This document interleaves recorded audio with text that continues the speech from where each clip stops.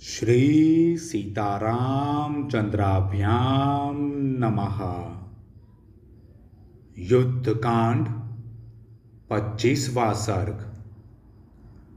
रावण का शुक और सारण को गुप्त रूप से वानर सेना में भेजना, विभीषण द्वारा उनका पकड़ा जाना, श्री राम की कृपा से छुटकारा पाना तथा श्री राम का संदेश लेकर लंका में लौटकर उनका रावण को समझाना।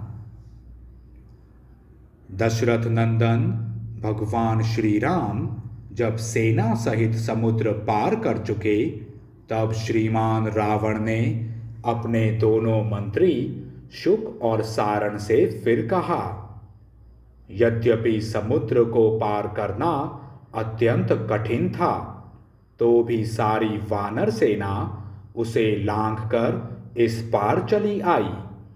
राम के द्वारा सागर पर सेतु का बांधा जाना अभूतपूर्व कार्य है।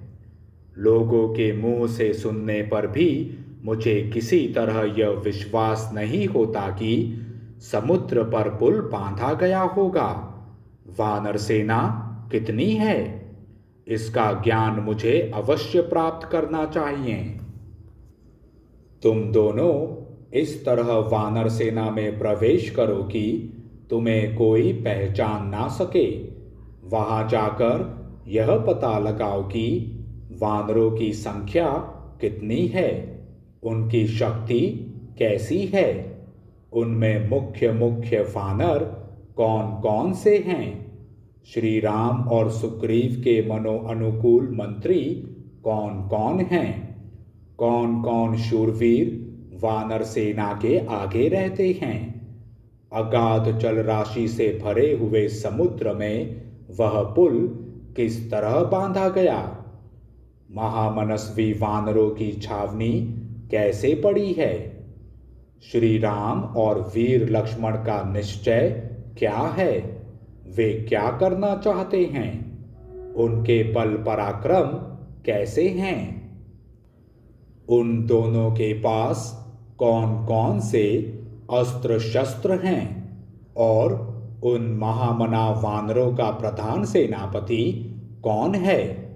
इन सब बातों की तुम लोग ठीक ठीक जानकारी प्राप्त करो और सबका यथार्थ ज्ञान हो जाने पर शीघ्र लौट आओ। ऐसा आदेश पाकर दोनों वीर राक्षस शुक और सारण वानर रूप धारण करके उस वानरी सेना में घुस गए। वानरों की वह सेना कितनी है, यह गिनना तो दूर रहा, मन से उसका अंदाजा लगाना भी असंभव था। उस अपार सेना को देखकर रोंगटे खड़े हो जाते थे। उस समय शुक और सारण किसी तरह भी उसकी गणना नहीं कर सके। वह सेना पर्वत के शिखरों पर, झरनों के आसपास, गुफाओं में, समुद्र के किनारे तथा वनों और उपवनों में भी फैली हुई थी। उसका कुछ भाग समुद्र पार कर रहा था, कुछ पार कर चुका था और कुछ सब प्रकार से समुद्र को पार करने की तैयारी में लगा था। भयंकर कोलाहल करने वाली वह विशाल सेना कुछ स्थानों पर छावनी डाल चुकी थी और कुछ जगहों पर डालती जा रही थी। दोनों निशाचरों ने देखा, वह वानर वाहिनी समुद्र के समान अशोभ्य थी।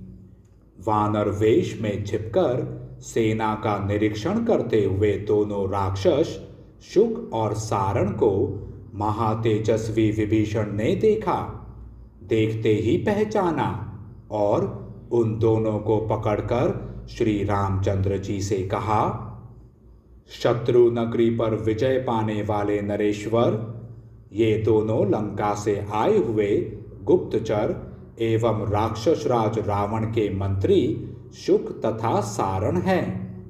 वे दोनों राक्षस श्री रामचंद्र जी को देखकर अत्यंत व्यथित हुए और जीवन से निराश हो गए। उन दोनों के मन में भय समा गया।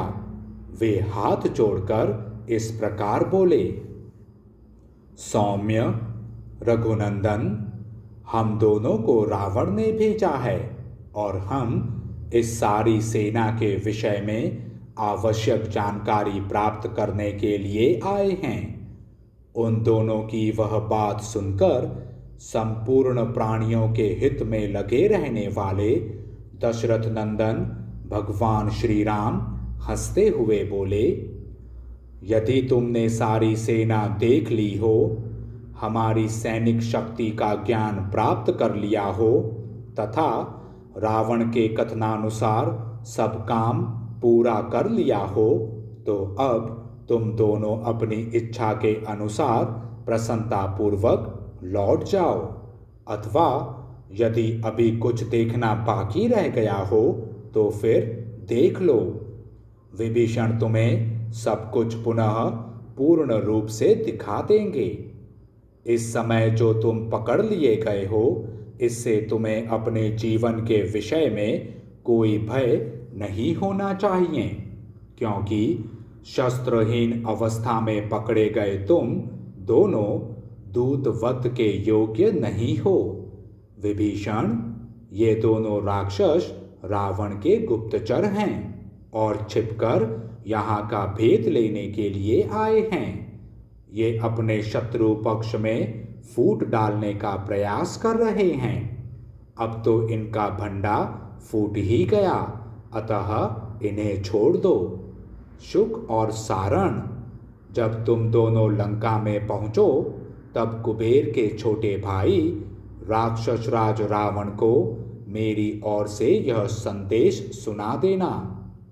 रावण, जिस बल के भरोसे तुमने मेरी सीता का अपहरण किया है, उसे अब सेना और बंधुजनों सहित आकर इच्छानुसार दिखाओ। कल प्रातः काल ही तुम परकोटे और दरवाजों के सहित लंकापुरी तथा राक्षसी सेना का मेरे बाणों से विध्वंस होता देखोगे। रावण, जैसे वज्रधारी इंद्र दानवों पर अपना वज्र छोड़ते हैं, उसी प्रकार मैं कल सवेरे ही सेना सहित तुम पर अपना भयंकर क्रोध छोड़ूंगा। भगवान श्री राम का यह संदेश पाकर दोनों राक्षस शुक और सारण, धर्मवत्सल श्री रघुनाथ जी का आपकी जय हो, आप चिरंजीवी हों इत्यादि वचनों द्वारा अभिनंदन करके लंकापुरी में आकर राक्षस राज रावण से बोले, राक्षसेश्वर, हमें तो विभीषण ने वध करने के लिए पकड़ लिया था, किंतु जब अमित तेजस्वी धर्मात्मा श्री राम ने देखा तब हमें छुड़वा दिया। दशरथ नंदन श्री राम, श्रीमान लक्ष्मण, विभीषण तथा महेंद्र तुल्य पराक्रमी महातेजस्वी सुग्रीव, ये चारों वीर लोकपालों के समान शौर्यशाली, दृढ़ पराक्रमी और अस्त्र शस्त्रों के ज्ञाता हैं। जहाँ ये चारों पुरुष प्रवर एक जगह एकत्र हो गए हैं, वहाँ विजय निश्चित है। और सब वानर अलग रहें तो भी ये चार ही परकोटे और दरवाजों के सहित सारी लंकापुरी को उखाड़कर फेंक सकते हैं। श्री रामचंद्र जी का जैसा रूप है और जैसे उनके अस्त्र शस्त्र हैं, उनसे तो यही मालूम होता है कि वे अकेले ही सारी लंकापुरी का वध कर डालेंगे। भले ही वे बाकी 3 वीर भी बैठे ही रहें। महाराज, श्री राम, लक्ष्मण और सुग्रीव से सुरक्षित वह वानरों की सेना तो समस्त देवताओं और असुरों के लिए भी अत्यंत दुर्जय है। महामनस्वी वानर इस समय युद्ध करने के लिए उत्सुक हैं। उनकी सेना के सभी वीर योद्धा बड़े प्रसन्न हैं, अतः उनके साथ विरोध करने से आपको कोई लाभ नहीं होगा। इसलिए संधि कर लीजिए और श्री रामचंद्र जी की सेवा में सीता को लौटा दीजिए। इस प्रकार श्री वाल्मीकि निर्मित आर्ष रामायण आदि काव्य के युद्ध कांड में 25वां सर्ग पूरा हुआ। जय श्री राम।